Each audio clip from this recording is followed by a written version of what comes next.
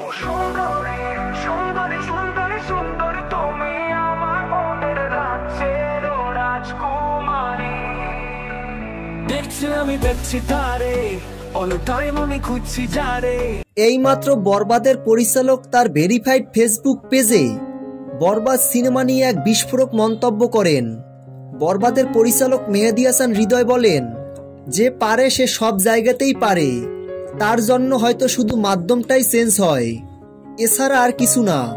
আমি নাটক নির্মাণ করে এখন সিনেমা বানিয়েছি।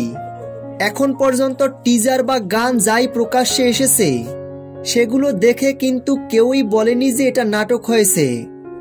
আমি কিন্তু সিনেমার ধুন রেখেছি, যা বলেছি দর্শকরা হলে গিয়ে তাই দেখতে পারবে। যদি আমার কথার সঙ্গে কাজের মিল না পায় তাহলে আমাকে জানাবেন। বরবাদের পরিচালক মেহেদী হাসান হৃদয়ের এমন বক্তব্যে সোশ্যাল মিডিয়ায় বেশ আলোড়ন সৃষ্টি হয়েছে।